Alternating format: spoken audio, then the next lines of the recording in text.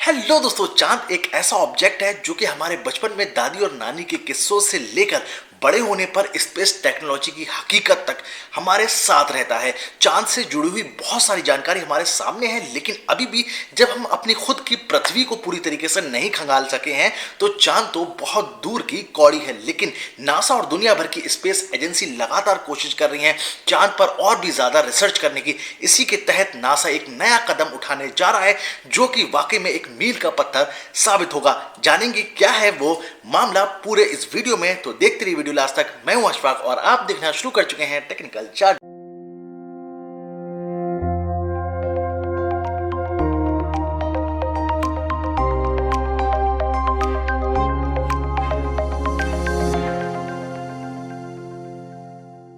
Welcome back दोस्तों, हम बात कर रहे हैं नासा के नए मिशन के बारे में जो कि 2038 तक लोगों को ही सीधे चांद पर बसाने की तैयारी कर रहा है। सुनने में बड़ा ही रोमांचित है, लेकिन उतना आसान नहीं है। इस प्रोजेक्ट के लिए $370 मिलियन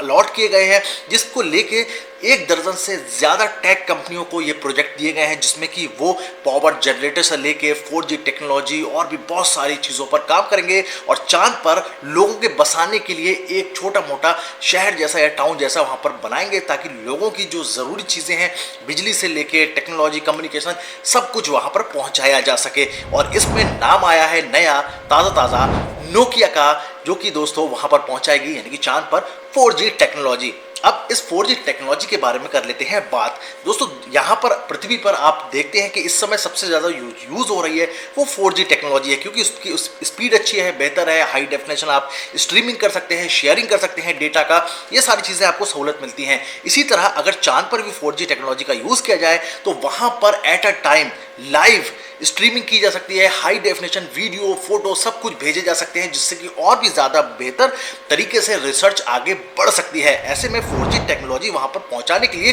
टॉवर चाहिए होगी, जैसे कि आपके यहाँ पर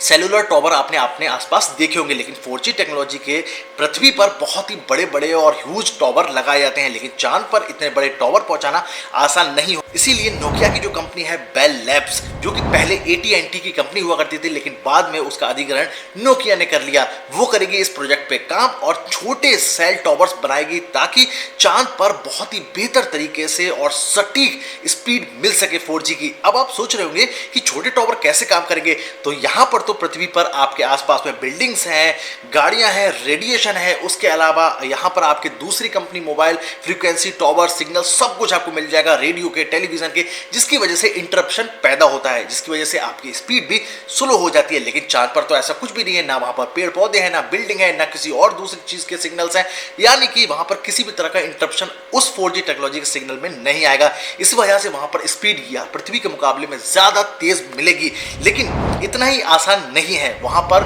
जो स्पेस का वैक्यूम है वो भी है, हाई टेम्परेचर भी है, इसके अलावा फ्रीज होने वाला जो लूनर स्पेस है वहाँ पर फ्रीज भी हो सकते हैं रोबोट्स और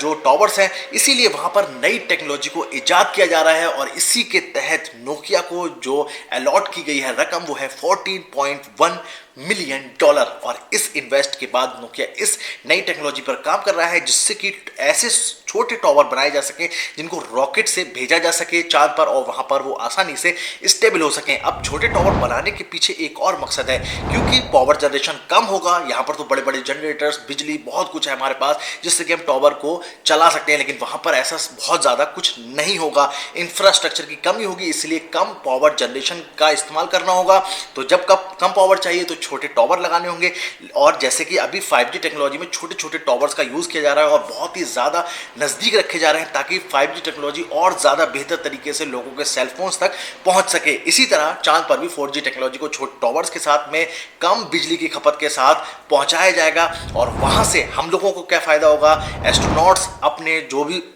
सैटेलाइट्स है उनको कनेक्ट कर सकेंगे, लाइव हमें वीडियो स्ट्रीमिंग मिल सकती है, हाई डेफिनेशन जो फोटोग्राफी और वीडियोग्राफ्स होंगे वो आ सकते हैं साथ में। उसके अलावा जब कोई भी नई लॉन्चिंग होती है सैटेलाइट की तो उसको भी 4G के साथ में कनेक्ट करके आसानी से बढ़िया तरीके से लैंड किया जा सकता है वहाँ पर, यानी कि आप हैंड टू हैंड पूरी मशीनरी को एक साथ इक्विप कर सकते हैं और उनको एक साथ मॉनिटर और कंट्रोल भी कर सकते हैं। बाकी दोस्तों जब 2038 तक अगर नासा वाकई में लोगों को पहुंचा देता है तो कम से कम उन्हें वहां पर जाके बिना इंटरनेट वाली जिंदगी जीने की मुसीबत उठानी नहीं पड़ेगी, यानी कि वहां पर पहले से आपके पास इंटरनेट होगा। अब पृथ्वी के साथ में अगर वो 4G कनेक्टिविटी कम्युनिकेशन पूरी तरीके से बन जाता है तो वहां पर भी आप अपना YouTube चला सकते हैं, वीडियो स्ट्रीम कर सकते हैं, सब कुछ कर सकते हैं जो कुछ चाहिए होगा। बाकी फिलहाल तो ये एस्ट्रोनॉट्स के लिए होगा, बाकी कौन लोग होंगे जो चांद पर जाकर वहां की जिंदगी जिएंगे, आने वाले दिनों में देखते हैं दोस्तों क्या निकल के आता है। फिलहाल वीडियो में इतना ही, और भी ढेर सारी टेक न्यूज अपडेट्स आने वाली वीडियोस में लाते रहेंगे। तब तक अपना रखिए ख्याल, जुड़े रहिए मेरे चैनल के साथ। हिंदुस्तान जिंदाबाद।